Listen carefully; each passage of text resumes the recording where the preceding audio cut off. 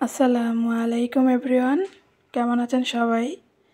আজকের পর্বে নিয়ে আসলাম রুই মাছ দিয়ে বেগুন আলু সম্বেরা তরকারি রান্না করব। ছোটবেলা থেকেই শুনে আসছি আমাদের এলাকায় সম্বেরা তরকারি, কেন এই নামটা জানি না, বা বেগুন কারি বলতে পারেন। প্রথমে আমি তেলের মধ্যে হলুদ মরিচ লবণ দিয়ে বেগুনগুলো ভেজে নেব। আজ বেগুন আলু আমি শুকনো করে রান্না করব। তার জন্য বেগুনগুলা ভাজা হয়ে গেলে আমি এর মধ্যে পেঁয়াজ মরিচ বেগুনের সাথে ভেজে নেব।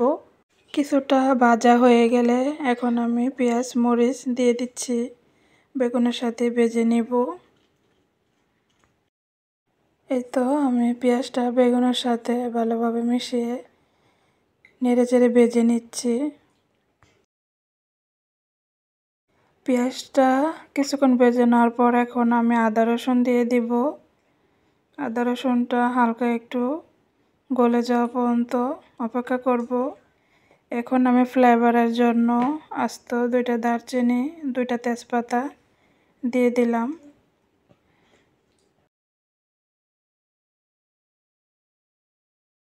আদা রসুনটা কিছুক্ষণ কষানোর পর এখন আমি মাছগুলো দিয়ে দিচ্ছি, দিয়ে হালকা একটু মিশিয়ে দিব মাছের সাথে বেগুনটা।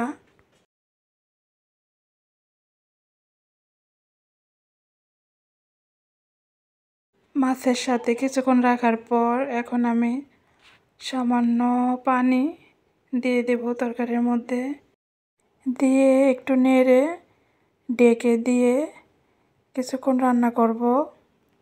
ঢাকনা খুলে মাঝে মাঝে নেড়ে দিতে হবে যেন নিচে না লেগে যায়।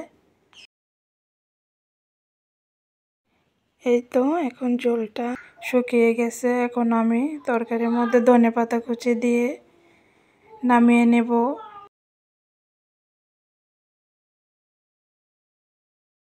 সুন্দর একটি ফ্লেভারের জন্য ভাজা জিরার গুঁড়ো দিয়ে দিচ্ছি, তাহলে খেতে অনেক ঘ্রাণ আসে, অনেক ভালো লাগে। এই তরকারিটা এতটাই মজা হয়েছিল বলে বোঝাতে পারবো না। শুধুমাত্র ধনেপাতা জিরার গুঁড়ো এই 2টা, তার মধ্যে তেজপাতা দারচিনি এগুলার এক্সট্রা একটা যে ঘ্রাণ ছিল, তার কারণে তরকারিটা খেতে খুবই মজা হয়েছিল। এই তো আমার তরকারিটা রান্না কমপ্লিট। এখন আমি কিছুক্ষণ ঢেকে রেখে দেব। এই তো এখন আমি নামিয়ে নেব, তরকারিটা রান্না শেষ। ভিডিওটি দেখার জন্য সবাইকে অনেক অনেক ধন্যবাদ। ফিরে আসবো নেক্সট ভিডিও নিয়ে। আল্লাহ হাফেজ।